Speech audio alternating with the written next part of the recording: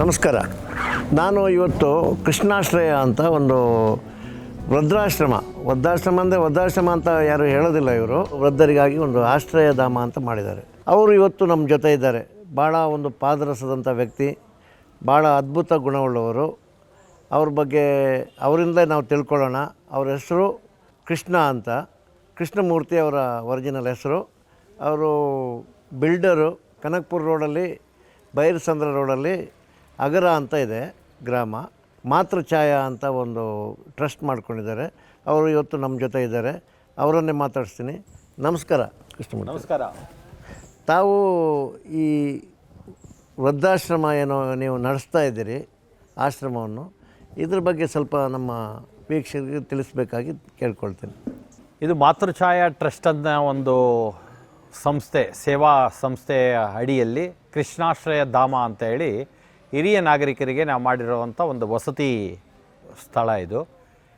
ಇದು ವೃದ್ಧಾಶ್ರಮ ಅಂತಂದರೆ ಜನಗಳಲ್ಲಿ ಅಭಿಪ್ರಾಯಗಳು, ವೃದ್ಧಾಶ್ರಮ ಅಂತಂದರೆ ಯಾರು ಡಿಪೆಂಡೆನ್ಸ್ ಇಲ್ಲ, ಇಲ್ಲಿ ವೃದ್ಧಾಶ್ರಮಕ್ಕೆ ಬಿಟ್ಬಿಟ್ಟಿದ್ದಾರೆ ಅನ್ನೋವಂಥದ್ದು ಇರುತ್ತೆ, ಆ ಭಾವನೆಗಳಿರುತ್ತೆ. ಆದರೆ ಇದು ಆ ಥರದ್ದಲ್ಲ. ರಿಟೈರ್ಮೆಂಟ್ ಪ್ಯಾರಡೈಸ್ ಅನ್ನೋ ಥರ ಇದೆ ಇದು. ಇಲ್ಲಿ ನಮ್ಮಲ್ಲಿರೋರು ಯಾರಿಗೂ ವೃದ್ಧಾಶ್ರಮ ಅಂದರೆ ಅವ್ರಿಗೂ ಇಷ್ಟ ಆಗಲ್ಲ. ನಾವೆಲ್ಲ ಇಟ್ ಈಸ್ ನಮ್ಮ ಮನೆ, ನಮ್ಮ ಕುಟುಂಬ, ನಮ್ಮ ಮನೆ ಅನ್ನೋ ಒಂದು ಭಾವನೆಯಲ್ಲಿ ಇದ್ದಾರೆ. ಈ ಮಾತೃಛಾಯಾ ಟ್ರಸ್ಟು, ಈ ಒಂದು ಕೃಷ್ಣಾಶ್ರಯ ಧಾಮ ಆರಂಭ ಆಗಿದ್ದು 2006ರಲ್ಲಿ. ಇದಕ್ಕೆ ಮೂಲ ಕಾರಣ ಏನಂತಂದರೆ ನನ್ನ ತಾಯಿಯ ಪ್ರೇರಣೆ, ಅವರ ಆದರ್ಶಗಳು, ಆ ಒಂದು ಸೇವಾ ಮನೋಭಾವ ಅವ್ರಿಗಿದ್ದಿದ್ದು ನಮ್ಮನ್ನು ಈ ಒಂದು ವೃದ್ಧಾಶ್ರಮ ಮಾಡಲಿಕ್ಕೆ ಕಾರಣ ಆಯಿತು. ಕಾರಣ ಇಷ್ಟೇ, 2002ರಲ್ಲಿ ಜುಲೈ 28ನೇ ತಾರೀಕು ನನ್ನ ತಾಯಿ ದೈವಾಧೀನರಾದರು. ನಾವು ಒಟ್ಟು 4 ಜನ ಗಂಡ್ಮಕ್ಳು, ಒಂದು ಹೆಣ್ಮಗು. ನನಗಿಬ್ಬರು ಅಣ್ಣಂದರು, ಒಂದು ಅಕ್ಕ, ನನ್ನ ತಮ್ಮ ಒಬ್ಬರು. ಇದು ನಮ್ಮ ಕುಟುಂಬ. ನನ್ನ ತಂದೆ ಪೊಲೀಸ್ ಡಿಪಾರ್ಟ್ಮೆಂಟಲ್ಲಿದ್ದರು. ನಮ್ಮ ತಂದೆ ಮತ್ತು ನಮ್ಮ ತಾಯಿಯವ್ರದ್ದು ಸುದೀರ್ಘವಾದಂಥ ಒಂದು ವೈವಾಹಿಕ ಜೀವನ ಇತ್ತು. ಅಷ್ಟು ವರ್ಷಗಳು ಸಂಸಾರ ನಡೆಸಿದ ನಂತರ ನಮ್ಮ ತಂದೆ ಪ್ರತಿಯೊಂದು ಸಣ್ಣ ವಿಚಾರಗಳಿಗೂ ನನ್ನ ತಾಯಿನ ಡಿಪೆಂಡ್ ಆಗಿದ್ದರು. ನನ್ನ ತಾಯಿನ ಡಿಪೆಂಡ್ ಆಗಿದ್ದಕ್ಕೋಸ್ಕರ ಅವ್ರಿಗೇನಾಯಿತು, ನಮ್ಮ ತಾಯಿ ದೈವಾಧೀನರಾದ ಮೇಲೆ ಅವ್ರಿಗೆ ಮುಂದಕ್ಕೆ ಯಾವ ರೀತಿ ಮಾಡಬೇಕು, ಯಾವ ರೀತಿ ಹೇಳ್ಕೊಬೇಕು ಪ್ರತಿಯೊಂದು ಅನ್ನೋವಂಥದ್ದು ಪಾಪ ಅವ್ರಿಗೆ ಕನ್ಫ್ಯೂಷನ್ ಆಗಿ ಇದಾಗಿರೋದು. ಎಲ್ಲ 4 ಜನ ಗಂಡ್ಮಕ್ಳು, ನನ್ನ ಸಿಸ್ಟ್ರು, ಅಕ್ಕ, ಎಲ್ಲರೂ ಚೆನ್ನಾಗಿ ನೋಡಿಕೊಂಡ್ರು. ನಮ್ಮ ಸೊಸೈಟಿರು ಎಲ್ಲರೂ ಚೆನ್ನಾಗಿ ನೋಡಿಕೊಂಡ್ರು. ಅವರಿಗೆ ಹೇಳ್ಕೊಳಕ್ಕಾಗದೇ ಇರೋವಂಥ ಇದ್ರದ್ದು. ಬಟ್ ಅವ್ರಿಗೆ ಒಂಥರದ್ದು ಡಿಪ್ರೆಷನ್ಗೆ ಹೋಗೋವಂಥ ಒಂದು ಸಮಯ ಬಂದಾಗ ಅವರೇನೇ ವೃದ್ಧಾಶ್ರಮಕ್ಕೆ ಹೋಗಿ ಸೇರಿದರು. ಇದು ನಮ್ಮ ಗಮನಕ್ಕೆ ಬಂದಮೇಲೆ ನಾವು ಕರೆದು ಮಾತಾಡಿ ಎಲ್ಲ ಇದು ಮಾಡಿ, ಬೇಡ ವೃದ್ಧಾಶ್ರಮ ಬೇಡ ಅಂತ ಹೇಳಿದ್ರೆ, ಇಲ್ಲಪ್ಪ ನನಗೆಲ್ಲ ಏನಂತಂದರೆ ನನ್ನ ವಯಸ್ಸವರು, ಸಮಾನ ಮನಸ್ಕರು, ನನ್ನ ವಯಸ್ಸು ಗುಂಪಲ್ಲಿರೋವಂಥವ್ರ ಜೊತೆಯಲ್ಲಿ ನಾನು ಇರಬೇಕಾಗತ್ತೆ ಅನ್ನೋ ಒಂದು ಇದನ್ನ ಹೇಳಿದ್ರು. ಹಾಗಾಗಿ ನಾವೇನು ಮಾಡಿದ್ವಿ, ಈ ಒಂದು ವೃದ್ಧಾಶ್ರಮನ ಆರಂಭ ಮಾಡಿದ್ವಿ. ಈ ವೃದ್ಧಾಶ್ರಮ ಮೊದಲನೇದಾಗಿ ನಾನು ಇದು ಮಾಡಬೇಕು ಅಂತಂದರೆ 10 ವೃದ್ಧಾಶ್ರಮಗಳನ್ನ ನಾನು ನೋಡಿದೆ. ಅಲ್ಲಿನ ಸೌಕರ್ಯಗಳೇನಿದೆ, ಸೌಲಭ್ಯಗಳೇನಿದೆ, ವಯಸ್ಸಾಗಿರೋವಂಥವ್ರಿಗೆ ಅನುಕೂಲಗಳು ಏನಾಗಬೇಕು, ಏನೇನು ಬೇಕಾಗಿರೋವಂಥದ್ದು ಕೂಲಂಕುಷವಾಗಿ ಎಲ್ಲ ಅರ್ಥ ಮಾಡಿಕೊಂಡು ಅದರ ಪ್ರಕಾರನೇ ಅವ್ರಿಗಿಲ್ಲಿ ಎಲ್ಲ ಥರದ್ದು ಸೌಲಭ್ಯಗಳನ್ನ ಒದಗಿಸ್ಕೊಟ್ಟಿದ್ದೀವಿ. ಅವರಿಗೆ ಅವ್ರ ಮನೆಯಲ್ಲಿರೋ ಸೌಲಭ್ಯಗಳಿಗಿಂತ ಹೆಚ್ಚಿನ ಸೌಕರ್ಯಗಳು ಇಲ್ಲಿದೆ ಅಂತ ಹೇಳೋದಕ್ಕೆ ನಾನು ಭಾಳ ಇಷ್ಟಪಡ್ತೀನಿ. ಮೊದಲನೇದಾಗಿ ಏನಂತಂದರೆ, ಇಲ್ಲಿ very disciplined and respectable life ಅಂತ ಒಂದಿದೆ. ಇಲ್ಲಿ ಬೆಳಗ್ಗೆ 6:30 ಕರೆಕ್ಟಾಗಿ ಕಾಫಿ, ಟೀ, ಹಾಲು ಏನು ಬೇಕೋ ಅವ್ರಿಗೆ ಅದನ್ನು ತೊಗೊಳ್ಳೋಂಥ ಒಂದು ವ್ಯವಸ್ಥೆ ಇರುತ್ತೆ. 8:00ಗೆ ಬ್ರೇಕ್ಫಾಸ್ಟ್ ಇರುತ್ತೆ. ಬ್ರೇಕ್ಫಾಸ್ಟ್ ಆದ ನಂತರ ಕಟ್ ಫ್ರೂಟ್ಸ್ ಇರುತ್ತೆ. ಪ್ರತಿದಿನವೂ ಬ್ರೇಕ್ಫಾಸ್ಟು ಟೇಸ್ಟು ಆ್ಯಂಡ್ ತರಾವಾರಿ ತಿಂಡಿಗಳನ್ನ ನಾವು ಮಾಡಲಾಗುತ್ತೆ. ನಂತರ 12:00ಗೆ ಊಟದ ವ್ಯವಸ್ಥೆ ಇರುತ್ತೆ. ಊಟದಲ್ಲೂ ಅಷ್ಟೇ. ಮುದ್ದೆ ತಿನ್ನೋರು, ಚಪಾತಿ, ರೈಸು, ಸಾಂಬಾರು, ರಸಮ್ಮು, ಮೊಸರು, ಮಜ್ಜಿಗೆ, ಹಪ್ಪಳ, ಈ ರೀತಿ ಎಲ್ಲ ಕಂಪ್ಲೀಟು ವ್ಯವಸ್ಥೆ ಇರುತ್ತೆ. ಮತ್ತು 4 ಗಂಟೆಗೆ ಸ್ನ್ಯಾಕ್ಸ್ ಇರುತ್ತೆ, ಕಾಫಿ, ಟೀ, ಮಿಲ್ಕು. 7:00ಗೆ ಡಿನ್ನರ್ ಇರುತ್ತೆ.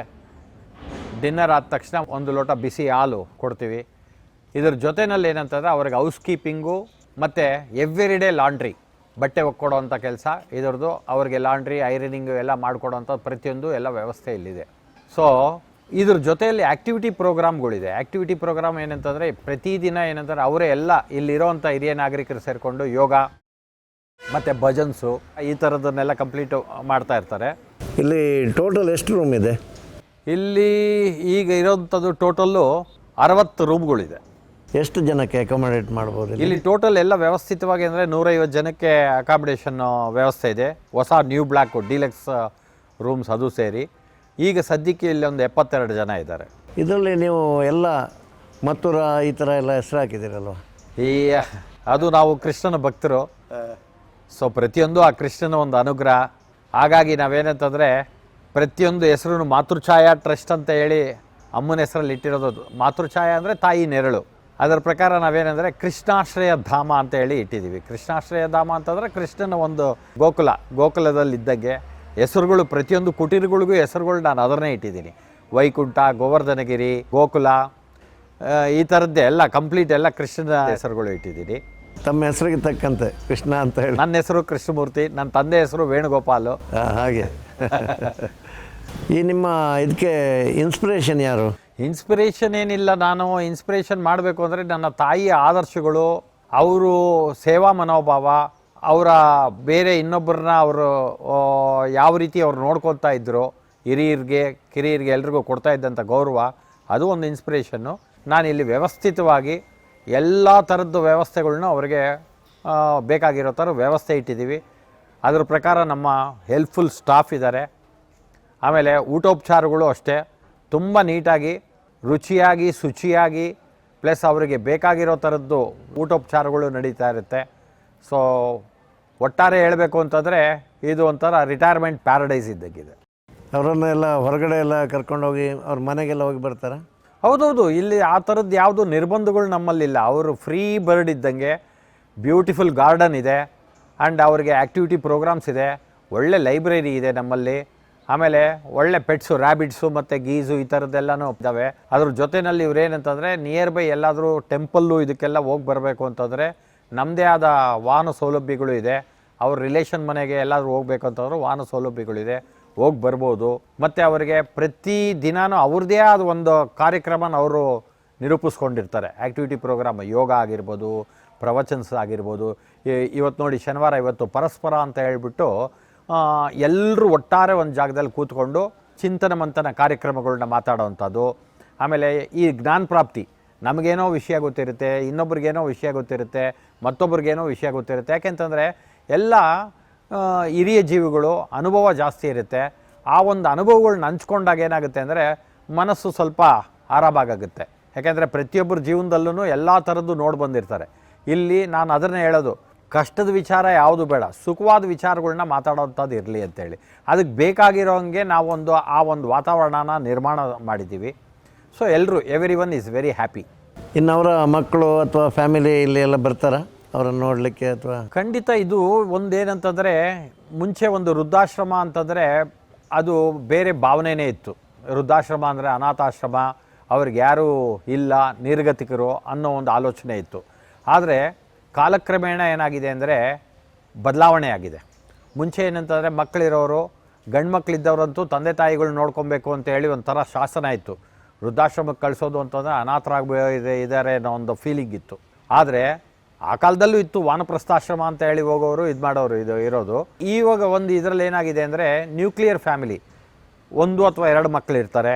ಆ ಮಕ್ಕಳುಗಳ್ನ ಚೆನ್ನಾಗಿ ವಿದ್ಯಾಭ್ಯಾಸ ಕೊಟ್ಟು ಅವರೆಲ್ಲ ಹೊರದೇಶಕ್ಕೆ ಹೋಗಿರ್ತಾರೆ. ಹೊರದೇಶಕ್ಕೆ ಹೋಗಿ ಅಲ್ಲಿ ಮೈಗ್ರೇಟ್ ಆಗಿ ಅಲ್ಲಿ ಹೋಗಿರೋರು ಅಲ್ಲೇ ಉಳ್ಕೊಳ್ಳೋಂಥ ಚಾನ್ಸಸ್ ಆರ್ ಮೋರ್. ಹಾಗಾಗಿ ಇಲ್ಲಿರೋಂಥ ಹಿರಿಯರೇನೆಂದರೆ ಒಬ್ಬಂಟಿಯಾಗಿರ್ತಾರೆ. ಅವ್ರು ಅಲ್ಲಿಂದ ಪಾಪ ನೋಡ್ಕೊಳ್ಳೋದಕ್ಕೂ ಮಕ್ಕಳಿಗೂ ನೋಡ್ಕೊಳ್ಳೋಕ್ಕಾಗಲ್ಲ. ಅಂಥ ಒಂದು ಸಂದರ್ಭದಲ್ಲಿ ಇಂಥ ಒಂದು ವೃದ್ಧಾಶ್ರಮಗಳು, ಅವರು ಸೌಲಭ್ಯಗಳು, ಅವರು ಉತ್ತಮವಾದಂಥ ಜೀವನ ಶೈಲಿ ನಡೆಸಬೇಕು ಅಂತಂದರೆ ಈ ಥರದ್ದು ವೃದ್ಧಾಶ್ರಮಗಳು ಖಂಡಿತ ಅವಶ್ಯಕತೆ ಇದೆ. ಅದ್ರ ಜೊತೆಯಲ್ಲಿ ಮಕ್ಕಳು ಇಲ್ಲದೇ ಇರೋರು ಇರ್ತಾರೆ, ಅಥವಾ ಏನಂತಂದರೆ ಗಂಡ ತಿರೋಗಿರೋರು ಅಥವಾ ಹೆಂಡತಿ ತಿರೋಗಿರೋರು, ಈ ಥರದ್ದಿದ್ದಾಗ ಅವರು ಸಿಂಗಲ್ ಆಗಿರೋಂಥವ್ರ ಪೇರೆಂಟ್ಗಳಿಗೆ ಅವ್ರಿಗೆ ಭಾಳನೇ ಕಷ್ಟ ಆಗುತ್ತೆ. ಆಮೇಲೆ ಇದ್ರ ಜೊತೆಯಲ್ಲಿ ಏನಂತಂದರೆ ಸಿಟಿನಲ್ಲಿ ಅವ್ರದ್ದೇ ಸ್ವಂತ ಮನೆ ಇದ್ಕೊಂಡು ಅವರೇ ಎಲ್ಲ ನೋಡ್ಕೊಂಡು ಮಾಡ್ಕೊಳ್ಳೋದಕ್ಕೂ ಆಗೋದಿಲ್ಲ. ಪ್ರತಿಯೊಂದಕ್ಕೂ ಇನ್ನೊಬ್ಬರನ್ನ ಡಿಪೆಂಡ್ ಆಗಬೇಕು, ಕೆಲಸದವ್ರ ಮೇಲೆ ಡಿಪೆಂಡ್ ಆಗಬೇಕು, ಬೇಕಾಗಿರೋ ಸಾಮಾನು ಸರಂಜಾಮ್ ತೊಗೊಂಬರ್ಬೇಕು ಹೊರಗಡೆಯಿಂದ. ಇದೆಲ್ಲದಕ್ಕೂ ಏನಾಗುತ್ತೆ ಅಂತಂದರೆ ಒಂದು ವಯೋಸಹಜವಾದಂಥ ಒಂದು ಇದರಲ್ಲಿ ಅವರು ಕೆಲಸ ಮಾಡಲಿಕ್ಕಾಗಲ್ಲ. ಅದ್ರ ಜೊತೆಯಲ್ಲಿ ಹೆಚ್ಚಿಗೆ ಹೇಳಬೇಕು ಅಂತಂದರೆ ಇವತ್ತು ಕ್ರೈಮ್ಸ್ ಜಾಸ್ತಿ ಇರೋದರಿಂದ ಸೆಕ್ಯೂರಿಟಿ ಪ್ರಾಬ್ಲಮ್ ಬೇರೆ ಇರುತ್ತೆ. ಸೊ ಇದನ್ನೆಲ್ಲ ಒಂದು ಗಣನೆಗೆ ತೊಗೊಂಡ್ರೆ ಏನಂತಂದರೆ ಇಲ್ಲಿ ಎಲ್ಲ ಥರದ್ದು ಒಂದು ಲೈಕ್ ಮೈಂಡೆಡ್ ಫ್ರೆಂಡ್ಸ್ ಸಿಗ್ತಾರೆ, ಜೊತೆಗಾರರು ಇರ್ತಾರೆ. ಆಮೇಲೆ ಎಲ್ಲದಕ್ಕೂ ಪ್ರತಿಯೊಂದಕ್ಕೂ ಏನಂತಂದರೆ ಒಳ್ಳೆ ಸೇವಾ ಮನೋಭಾವ ಇಟ್ಕೊಂಡಿರೋಂಥ ಸರ್ವಿಸ್ ಅಟೆಂಡರ್ಸ್ ಇದ್ದಾರೆ ಇಲ್ಲಿ. ಇವು ಬಿಲೀವ್ ಇಟ್ ಆರ್ ನಾಟ್ ಪ್ರತಿಯೊಂದರೂ ಏನಂದರೆ ಮನಸ್ಸಾರೆ ಮಾಡ್ತಾರೆ. ಯಾವ ಒಂದು ಕೆಲಸದಲ್ಲೂ ಒಂದು ಚೂರು ಅವ್ರ ಲೋಪ ನೋಡ್ಕೊಳ್ಳೋದಿಲ್ಲ. ಅವ್ರನ್ನ ಅಷ್ಟು ಸಂತೃಪ್ತಿಯಾಗಿ ನೋಡ್ಕೊಳ್ಳೋದಕ್ಕೆ ಯಾವ ರೀತಿ ಬೇಕೋ ಆ ಥರದ ಸರ್ವಿಸ್ ಕೊಡ್ತಾರೆ.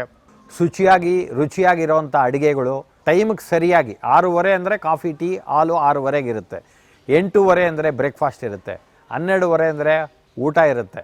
ಅಂದರೆ ಊಟದಲ್ಲೆಲ್ಲ ವಿವಿಧ ಭಕ್ಷ್ಯಗಳು. ಅದರ ಜೊತೆಯಲ್ಲಿ ಏನಂತಂದರೆ ಸಸ್ಯಾಹಾರಿ, ಪ್ಯೂರ್ ಸಸ್ಯಾಹಾರಿ. ಅವರಿಗೆ ನ್ಯೂಟ್ರಿಷನ್ ಫುಡ್ ಯಾವ ರೀತಿ ಅವ್ರು ಡಾಕ್ಟರ್ಸ್ ಅಡ್ವೈಸ್ ಮಾಡಿರ್ತಾರೋ ಅದೇ ಪ್ರಕಾರನೇ ಮಾಡಿಕೊಟ್ಟು ಮಾಡ್ತಾರೆ. ಆ್ಯಂಡ್ ಅದ್ರ ಜೊತೆಯಲ್ಲಿ ಮೆಡಿಕಲ್ ಚೆಕಪ್ಗಳು ರೆಗ್ಯುಲರಾಗಿ ಮೆಡಿಕಲ್ ಚೆಕಪ್ ಇರುತ್ತೆ. ಆಯುರ್ವೇದಿಕ್ಕು ಡಾಕ್ಟರ್ಸು ಬರ್ತಾರೆ, ಹೋಮಿಯೋಪತಿ ಡಾಕ್ಟರ್ಸ್ ಬರ್ತಾರೆ, ಅಲೋಪತಿ ಡಾಕ್ಟರ್ಸ್ ಬರ್ತಾರೆ. ಅವರ ಬಾಡಿ ಕೆಮಿಸ್ಟ್ರಿಗೆ ಅವ್ರಿಗೆ ಯಾವ್ಯಾವ ರೀತಿ ಅವ್ರಿಗೆ ಸೆಟ್ ಆಗುತ್ತೋ ಆ ಥರದನ್ನು ಅವರು ಇದು ಮಾಡ್ಕೊಬೋದು. ಎವ್ರಿ 10 days ಡಾಕ್ಟರ್ಸ್ ಗ್ರೂಪ್ ಬಂದು ಅವ್ರದ್ದೆಲ್ಲ ಕಂಪ್ಲೀಟ್ ಮೆಡಿಕಲ್ ರಿಪೋರ್ಟ್ ಚೆಕ್ ಮಾಡ್ತಾರೆ. ಇದ್ರ ಜೊತೆಯಲ್ಲಿ ನಾವೇನಂತಂದರೆ ರಾಜರಾಜೇಶ್ವರಿ ಡೆಂಟಲ್ ಕಾಲೇಜಲ್ಲಿ ನಾವು ಟೈಅಪ್ ಮಾಡ್ಕೊಂಡಿದ್ದೀವಿ. 3 ವರ್ಷದವರೆಗೂ ಅವ್ರಿಗೇನಂತಂದರೆ ಪ್ರತಿಯೊಬ್ಬರಿಗೂ ಫ್ರೀ ಡೆಂಚರು, ಡೆಂಟಲ್ಗೆ ಸಂಬಂಧಪಟ್ಟಿರೋವಂಥದ್ದು ಟೋಟಲಿ ಫ್ರೀ. ಸೊ ಆ ಒಂದು ವ್ಯವಸ್ಥೆ ಇದೆ. ಅದೇ ರೀತಿ ರಾಜರಾಜೇಶ್ವರಿ ಕಾಲೇಜ್ ಆ್ಯಂಡ್ ಹಾಸ್ಪಿಟ್ಲು ಅವರು ಬಂದು ಡಾಕ್ಟರ್ಸು ಎವ್ರಿ 10 days ಅವ್ರು ಚೆಕಪ್ ಮಾಡ್ತಾರೆ. ಸೊ ಅವ್ರದ್ದೆಲ್ಲ ಬುಕ್ಕು ರೆಕಾರ್ಡ್ ಇರುತ್ತೆ, ಮೆಡಿಕಲ್ ರಿಪೋರ್ಟ್ ರೆಕಾರ್ಡ್ಗಳಿರುತ್ತೆ. ಅವ್ರಿಗೆ ಯಾವುದೇ ಒಂದು ಇದಿದ್ರೂ ಅದ್ರ ಬಗ್ಗೆ ಅವ್ರಿಗೆ ಹೆಚ್ಚಿನ ಗಮನ ಕೊಡೋದಕ್ಕೆ ಅದನ್ನು ತಿಳಿಸ್ತಾರೆ. ಅದ್ರ ಪ್ರಕಾರ ಏನಂತಂದರೆ ಅವ್ರಿಗೇನಾದರೂ ಹಾಸ್ಪಿಟಲೈಸ್ ಮಾಡಬೇಕು ಇದು ಅಂತಂದರೆ ರಾಜರಾಜೇಶ್ವರಿ ಹಾಸ್ಪಿಟ್ಲಲ್ಲಿ 50% ಡಿಸ್ಕೌಂಟ್ ಕೊಡ್ತಾರೆ. ಅಥವಾ ಬೇರೆ ನರ್ಸಿಂಗ್ ಹೋಮ್ಗಳು ಎಲ್ಲಿ ಬೇಕಾದ್ರೂ ಸೇರಿಸ್ಬೋದು. ಅವ್ರ ಮಕ್ಕಳು ಬೇರೆ ಕಡೆ ಇರ್ಬೋದು ಅಥವಾ ಎಲ್ಲೇ ಇದ್ರೂ ಏನಂತಂದರೆ ಇಮ್ಮಿಡಿಯೇಟಾಗಿ ಸೊ ಅವ್ರಿಗೆ ಏನು ಮೆಡಿಕಲ್ ಫೆಸಿಲಿಟಿ ಕೊಡಬೇಕೋ ಅದನ್ನು ಕೊಟ್ಟು ನಂತರ ಅವ್ರಿಗೆ ಡಿಪೆಂಡೆಂಟ್ಸ್ಗೆ ಅವ್ರಿಗೆ ಏನಿತ್ತಂದರೆ ತಿಳಿಸ್ತಾರೆ. ಸೊ ಈ ಥರದ್ದು ವ್ಯವಸ್ಥೆಗಳು ಟೈಮು ಹೌಸ್ ಕೀಪಿಂಗ್ ಆಗಿರಲಿ, ಬಟ್ಟೆ ಒಕ್ಕೊಡೋದಾಗಿರಲಿ, ಅವ್ರಿಗೆ ಅಟೆಂಡರ್ಸ್ ಬೇಕು ಅಂದರೆ ಅಟೆಂಡರ್ಸ್ನ ಕಂಪ್ಲೀಟು ಡೇ ಅಟೆಂಡರ್ಸು ಅಥವಾ ಫುಲ್ ಟೈಮ್ ಅಟೆಂಡರ್ಸು ಇರ್ತಾರೆ. ಸೊ ಈ ಥರದ್ದು ಎಲ್ಲ ಸೌಲಭ್ಯಗಳು ಒಂದು ಜಾಗದಲ್ಲಿ ಇರೋದ್ರಿಂದ ಅವ್ರಿಗೆ ಯಾವುದೇ ವಿಧವಾದಂಥ ಬೇಸರ ಆಗಲ್ಲ. ಜೊತೆಯಲ್ಲಿ ಏನಂದರೆ ಆ್ಯಕ್ಟಿವಿಟಿ ಪ್ರೋಗ್ರಾಮ್ಸ್ ಇರೋದ್ರಿಂದ, ಆಮೇಲೆ ಒಳ್ಳೆ ಲೈಬ್ರರಿ ಇದೆ, ಪ್ರವಚನಗಳು ಮತ್ತು ಮ್ಯೂಸಿಕ್ ಕನ್ಸರ್ಟು ನಾವಿಲ್ಲಿ ಮಾಡ್ತಾ ಇರ್ತೀವಿ. ಪ್ರೋಗ್ರಾಮ್ಗಳಂತೂ ಯಕ್ಷಗಾನ, ಮ್ಯೂಸಿಕ್ಕು ಮತ್ತು ಹಬ್ಬ ಹರಿದಿನಗಳಂತೂ ಎಲ್ಲ ಹಬ್ಬ ಹರಿದಿನಗಳು ಅವ್ರ ಮನೆಗಳಲ್ಲೂ ಹಂಗೆ ಮಾಡಲ್ಲ, ಅಷ್ಟು ಚೆನ್ನಾಗಿ ವಿಜೃಂಭಣೆಯಿಂದ ಮಾಡ್ತಾರೆ. ಮೊನ್ನೆ ಗೋಕುಲಾಷ್ಟಮಿ ಆಯಿತು, ಆಮೇಲೆ ಚೌತಿ ಆಯಿತು, ವಿನಾಯಕ ಚತುರ್ಥಿ ತುಂಬ ಚೆನ್ನಾಗಿ ವಿಜೃಂಭಣೆಯಿಂದ ಮಾಡಿದರು. ಎಲ್ಲ ಸ್ಟಾಫು ಸೇರಿಕೊಂಡು, ಎಲ್ಲ ನಮ್ಮ ಹಿರಿಯ ನಾಗರಿಕರು ಸೇರಿಕೊಂಡು, ಅವರೆಲ್ಲ ಒಟ್ಟಾರೆ ಸೇರಿಸ್ಕೊಂಡು ಅಷ್ಟೆಲ್ಲ ಸೇರ್ಕೊಂಡು ಮಾಡ್ತಾರಲ್ಲ, ಅದು ತುಂಬಾ ಖುಷಿಯಾಗುತ್ತೆ. ಅದರ ಜೊತೆಯಲ್ಲಿ ಏನಂತಂದರೆ ಪ್ರತಿಯೊಬ್ಬರಿಗೂ ಏನಂದರೆ ಟೈಮ್ ಟು ಟೈಮ್ ಅವ್ರಿಗೆ ಇದ್ರದ್ದು ಏನೋ ಮೆಡಿಕಲ್ ಫೆಸಿಲಿಟಿ, ಊಟೋಪಚಾರಗಳು, ಸರ್ವಿಸ್ ಕೊಡೋವಂಥದ್ದು, ರೂಮಿಗೆ ಸರ್ವಿಸ್ ಕೊಡೋವಂಥದ್ದು ರೂಮ್ಗೂ ಸರ್ವಿಸ್ ಕೊಡ್ತೀವಿ. ಅಥವಾ ಎಲ್ಲ ಡೈನಿಂಗ್ ಹಾಲಿಗೆ ಬಂದು ಎಲ್ಲ ಸಹಭೋಜನ ಮಾಡಬೇಕು ಅಂದರೆ ಅಲ್ಲೇ ಎಲ್ಲ ಒಟ್ಟಾರೆ ಸಹಭೋಜನ ಮಾಡ್ಬೋದು. ಸೊ ಪ್ರತಿಯೊಬ್ಬರು ಬರ್ತಡೇ ಇನ್ಕ್ಲೂಡಿಂಗ್ ಸ್ಟಾಫ್ ಆಗಿರ್ಬೋದು ಅಥವಾ ನಮ್ಮ ಹಿರಿಯ ನಾಗರಿಕರು ಎಲ್ರಿಗೂ ಅವ್ರವ್ರ ಬರ್ತಡೇ ಡೇಟ್ಗಳಿರುತ್ತೆ. ಕೇಕ್ ಕಟ್ ಮಾಡಿ ಎಲ್ಲ ಖುಷಿ ಹಂಚ್ಕೊಂಡು, ಎಲ್ಲ ಸ್ವೀಟ್ ಹಂಚ್ಕೊಂಡು ಖುಷಿ ಹಂಚ್ಕೊಂಡು ಎಂಜಾಯ್ ಮಾಡ್ತಾರೆ. ಅದರ ಜೊತೆಯಲ್ಲಿ ಇಲ್ಲಿರೋರ್ಗು ಆ್ಯಕ್ಟಿವಿಟಿ ಪ್ರೋಗ್ರಾಮ್ಗಳು, ಆಮೇಲೆ ಮ್ಯೂಸಿಕ್ಕು ಇದ್ರದ್ದು. ಇಲ್ಲಿ ಮಕ್ಕಳು ಅಥವಾ ಸ್ಕೂಲಿಂದ ಯಾರಾದ್ರೆಲ್ಲ ಬರ್ತಾರಾ? ಎಲ್ಲ ಬರ್ತಾರೆ, ಮಕ್ಕಳುಗಳು ಬರ್ತಾರೆ, ಡಾಕ್ಟರ್ಸು ನರ್ಸಿಂಗ್ ಇದ್ರದ್ದು ಎಕ್ಸ್ಪೀರಿಯೆನ್ಸ್ ಇರುತ್ತೆ ಅದಕ್ಕೆ ಬರ್ತಾರೆ. ಸೊ ಪ್ರೋಗ್ರಾಮ್ ಅಂತೂ ನಡೀತಾ ಇರುತ್ತೆ. ಈ ಟ್ರಸ್ಟ್ ವತಿಯಿಂದ ನೀವು ಏನೇನು ಕಾರ್ಯಕ್ರಮಗಳು ಮಾಡ್ತೀರಿ ಅಥವಾ ಏನು ನಿಮ್ಮ ಉದ್ದೇಶ ಅಥವಾ ಅದ್ರ ಬಗ್ಗೆ ಸ್ವಲ್ಪ ನಮಗೆ. ಈಗ ನಮ್ಮ ಮಾತೃಛಾಯಾ ಟ್ರಸ್ಟು ವತಿಯಿಂದ ನಾವೇನಂತಂದರೆ ಸುತ್ತಮುತ್ತ ಇರೋ ಸುಮಾರು ಸ್ಕೂಲುಗಳಿಗೆ ನೋಟ್ ಪುಸ್ತಕ ಕೊಡೋವಂಥ ಕೆಲಸ, ಮತ್ತು ಮೇಜು ಕುರ್ಚಿಗಳು ಕೊಡೋವಂಥ ಕೆಲಸ, ಮತ್ತು ಅವರಿಗೆಲ್ಲ ತಟ್ಟೆ ಲೋಟ ಕೊಡೋವಂಥದ್ದು, ಅವ್ರಿಗೆ ಏನು ಸಲಕರಣೆಗಳು ಬೇಕಾಗಿರುತ್ತೋ ವಿದ್ಯಾರ್ಥಿಗಳಿಗೆ ಆ ಥರದ್ದು ಪುಸ್ತಕಗಳನ್ನ ಕೊಡ್ತಾ ಇರ್ತೀವಿ.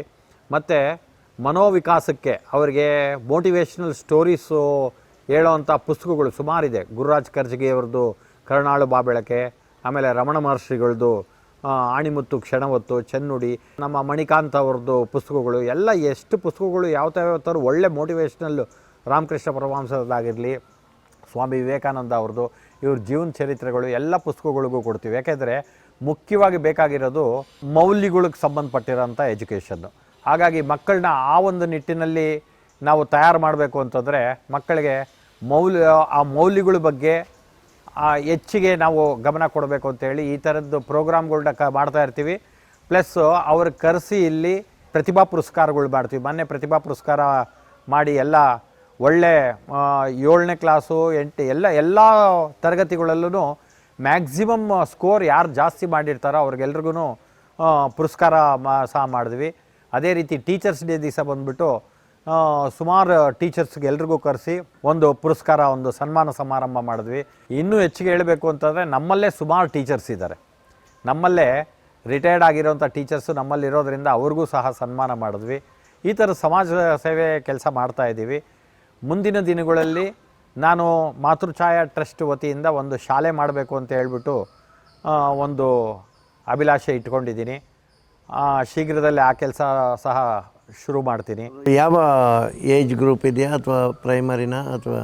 ಪ್ರಾಥಮಿಕ ಶಾಲೆಯಿಂದನೇ ನಾವು ಸ್ಟಾರ್ಟ್ ಮಾಡೋಣ ಅಂತ ಹೇಳ್ಬಿಟ್ಟು ಅಂದ್ಕೊಂಡಿದ್ದೀವಿ.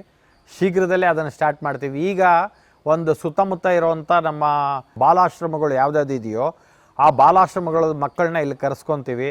ಅವ್ರಿಗೂ ಸಹ ನಾವೇನಂತಂದರೆ ಸುಮಾರು ತರಬೇತಿಗಳು ಕೊಡ್ತಾಯಿದ್ದೀವಿ. ಯಾಕೆಂದರೆ ಪ್ರಾಕ್ಟಿಕಲ್ ಎಕ್ಸ್ಪೀರಿಯನ್ಸು, ಸ್ಕಿಲ್ಡ್ ಏನು ಗಾರ್ಡನಿಂಗ್ ಮಾಡೋವಂಥ ಕೆಲಸ ಆಗಿರ್ಬೋದು, ಅಥವಾ ಕಾರ್ಪೆಂಟ್ರಿ ಕೆಲಸ ಆಗಿರ್ಬೋದು, ಎಲೆಕ್ಟ್ರಿಕೇಷನ್ ಕೆಲಸ ಆಗಿರ್ಬೋದು, ಇದ್ರ ಕಡೆ ಅವ್ರಿಗೇನಂತಂದರೆ ಸ್ವಲ್ಪ ಗಮನ, ಏನಂದರೆ ಮಡಿಕೆಗಳು ಕುಡಿಕೆಗಳು ಮಾಡೋವಂಥದ್ದು ಇದನ್ನೆಲ್ಲ ಹೇಳ್ಕೊಡ್ತಾಯಿದ್ದೀವಿ. ಅದಕ್ಕೆ ವೃತ್ತಿಪರ ಇರೋರು ಶಿಕ್ಷಕರು ಬಂದು ಸಹ ಹೇಳ್ಕೊಡ್ತಾ ಇದ್ದಾರೆ. ಮತ್ತು ಆ ಮಕ್ಕಳಿಗೆ ಏನೇನು ಬೇಕೋ ಅವರಿಗೆ ಸೌಲಭ್ಯಗಳು ಬಾಲಾಶ್ರಮಗಳಿಗೆ ನಾವಿಲ್ಲಿ ಬೆಳೆಯುವಂಥ ದವಸ ಧಾನ್ಯಗಳನ್ನಾಗಿರ್ಬೋದು ಅಥವಾ ತರಕಾರಿಗಳು ಇದನ್ನೆಲ್ಲ ಸುತ್ತಮುತ್ತ ಇರೋವಂಥ ಮಕ್ಕಳಿಗೆ ಕೊಡ್ತಾಯಿದ್ದೀವಿ. ಬೇರೆ ಯಾರಾದರೂ ಈ ಕಂಪೆನಿಗಳವರು ನಿಮ್ಮಲ್ಲಿ ಬಂದು ಟ್ರೈನಿಂಗ್ ಮಾಡಿಸೋದು ಅಥವಾ ಇಂಥದ್ದೆಲ್ಲ ಮಾಡಿದರೆ ನೀವು ಮಾಡಿಸ್ಕೊಳ್ತೀರಾ? ಖಂಡಿತ. ಯಾಕೆಂತಂದರೆ ಇದು ಸುಮಾರು ಜನ ಬರ್ತಾರೆ, ಬರ್ತಡೇಗಳು ನಾವು ಇಲ್ಲೇ ಮಾಡಬೇಕು ಅಂತಾರೆ, ಹಿರಿಯರ ಜೊತೇಲಿ ಬರ್ತಡೇ ಮಾಡಬೇಕು ಅಂತಾರೆ. ಖಂಡಿತ ಬನ್ನಿ ಅಂತ ಹೇಳ್ತೀವಿ. ಅವರೆಲ್ಲ ಹಿರಿಯರ ಜೊತೇಲಿ ಬಂದು ಆ ಮಕ್ಕಳನ್ನ ಕರ್ಕೊಂಬಂದು ಆ ಒಂದು ಬರ್ತಡೇ ಕಾರ್ಯಕ್ರಮ ಮಾಡೋವಂಥದ್ದು ಇರುತ್ತೆ. ಮತ್ತು ಈ ಸಾಫ್ಟ್ವೇರ್ ಕಂಪ್ನಿಯವರು ಯಾರಾದರೂ ಬಂದು ಅವರು ಏನಂತಂದರೆ ಒಂದು ದಿವಸ ಪೂರ್ತಿ, ಯಾಕೆಂದರೆ ಇದು ನೋಡಲಿಕ್ಕೆ ತುಂಬ ಸುಂದರವಾಗಿರೋದ್ರಿಂದ ಬರ್ತಾರೆ. ಬಂದು ಒಂದು ಇಡೀ ದಿನ ಇಲ್ಲಿರ್ತಾರೆ, ಊಟ ತಿಂಡಿ ತಿನ್ಕೊಂಡು ಇದು ಮಾಡಿಕೊಂಡು ಅವರು ಆ್ಯಕ್ಟಿವಿಟಿ ಪ್ರೋಗ್ರಾಮು, ಮ್ಯೂಸಿಕ್ ಆಗಿರ್ಬೋದು ಅಥವಾ ಬೇರೆ ಇನ್ನೇನಾದರೂ ಆ್ಯಕ್ಟಿವಿಟಿ ಪ್ರೋಗ್ರಾಮ್ ಇವ್ರಿಗೆ ಕೊಟ್ಟು ನಮ್ಮ ಹಿರಿಯರಿಗೆ ಸಂತೋಷಪಡಿಸಿ ಹೋಗ್ತಾರೆ. ಹೇಳ್ತಾರೆ ಅವರು, ಸೊ ನಾವು ಬೇರೆ ಕಡೆ ಹೋಗ್ತೀವಿ ರೆಸಾರ್ಟ್ಗಳು ಅಂತ, ಅದಕ್ಕಿಂತ ತುಂಬ ಚೆನ್ನಾಗಿದೆ ಇದು ರೆಸಾರ್ಟು. ಇದು ರೆಸಾರ್ಟ್ ಅನ್ನೋ ಥರನೇ ಇದೆ. ಇದನ್ನು ಯಾರೂ ವೃದ್ಧಾಶ್ರಮ ಆಗಿರಲಿ ಇದು ಅಂತ ಹೇಳೋವಂಥ ಇದರಲ್ಲಿಲ್ಲ. ಇಷ್ಟು ಚೆನ್ನಾಗಿ ವ್ಯವಸ್ಥಿತವಾಗಿ ಮಾಡಿದ್ದೀರ ಅಂತ ಖುಷಿ ಪಡ್ತಾರೆ. ಯಾಕೆಂದರೆ ವಯಸ್ಸಾದವ್ರ ಜೊತೆಯಲ್ಲಿ, ಯಾಕೆಂದರೆ ಮಕ್ಕಳುಗಳು ಒಂದು ಕಡೆ ಇರ್ತಾರೆ, ತಂದೆ ತಾಯಿ ಒಂದು ಕಡೆ ಇರ್ತಾರೆ, ದೂರ ಬಾರ ಇರೋದ್ರಿಂದ ನೋಡೋಕ್ಕಾಗಲ್ಲ. ಅಂಥದ್ರಲ್ಲಿ ಏನಂದರೆ ಇವ್ರನ್ನ ಆ ದೃಷ್ಟಿಯಲ್ಲಿ ನೋಡ್ತಾರೆ, ಸೊ ಖುಷಿ ಪಡ್ತಾರೆ. ಕೆಲವರಿಗಂದರೆ ತಂದೆ ತಾಯಿ ದೂರ ಇದ್ಕೊಂಡು ಇಲ್ಲಿ ಬಂದು ಇವ್ರ ಜೊತೆ ಇರುವಾಗ ಹಿರಿಯರ ಜೊತೆ ಇದ್ದ ಒಂದು ಫೀಲಿಂಗ್ ಬರುತ್ತೆ. ಖಂಡಿತ ಹೌದು. ಯಾಕೆಂದರೆ ತಂದೆ ತಾಯಿ ದೂರ ಇರೋವಂಥವ್ರದ್ದು ಒಂದಾದರೆ, ತಂದೆ ತಾಯಿ ಇಲ್ಲದೇ ಇರೋವಂಥ ಮಕ್ಕಳುಗಳು ಪಾಪ ಅವರು ಆ ಒಂದು ನೋವು ಪಟ್ಟಿರೋರಿಗೆ ಗೊತ್ತಿರುತ್ತೆ, ತಂದೆ ತಾಯಿ ಕಳ್ಕೊಂಡಿರೋರಿಗೆ ಗೊತ್ತಿರುತ್ತೆ. ಅಂಥವ್ರು ಬಂದುಬಿಟ್ಟು ಇಲ್ಲಿ ತಂದೆ ತಾಯಿಗಳ ರೂಪದಲ್ಲಿ ಅವ್ರು ನೋಡಿ ಖುಷಿ ಪಡ್ತಾರೆ. ನಿಜವಾಗ್ಲೂ ಹೇಳಬೇಕು ಅಂತಂದರೆ ನಾನು land developer and builder, but ಇದು ನನ್ನ ವೃತ್ತಿ, ಇದು ಪ್ರವೃತ್ತಿ. ಇದನ್ನ ನಾನು ಸೇವಾ ಮನೋಭಾವ ಒಂದು ಮಾಡ್ತಾಯಿದ್ದೀನಿ. ಇವು ಬಿಲೀವ್ ಇಟ್ ಆರ್ ನಾಟ್, ಇಲ್ಲಿ ಬಂದರೆ ಇಲ್ಲಿರೋರ ಜೊತೆಲಿ ಎಲ್ಲ ಮಾತಾಡಿಕೊಂಡು ಅವ್ರ ಜೊತೇಲಿ ಕೂತ್ಕೊಂಡು ಅರಟೆ ಹೊಡೆದು ಬಂದರೆ ಇದ್ದರೆ ನಾನು ಎಷ್ಟರ ಮಟ್ಟಿಗೆ ಇನ್ಸ್ಪೈರ್ ಆಗ್ತೀನಿ ಅಂದರೆ ನನಗೆ ಗೊತ್ತಿಲ್ದಿರೇ ನಾನು ನಮ್ಮ ತಂದೆ ತಾಯಿ ಜೊತೇಲಿ ಇದ್ದೀವಿ ಅಂದ್ಕೊತೀವಿ. ಸೊ ಒಂಥರ ಟಾನಿಕ್ ಕೊಟ್ಟಂಗೆ. ಬಟ್ ಅವರು ನಮ್ಮಲ್ಲಿ ಅದೇ ರೀತಿ ಸ್ಪಂದನೆ ಮಾಡ್ತಾರೆ, ನಾವು ಅದೇ ರೀತಿಯೇ ಇದು ಮಾಡ್ತೀವಿ. ಭಾರಿ ಖುಷಿಯಾಗುತ್ತೆ.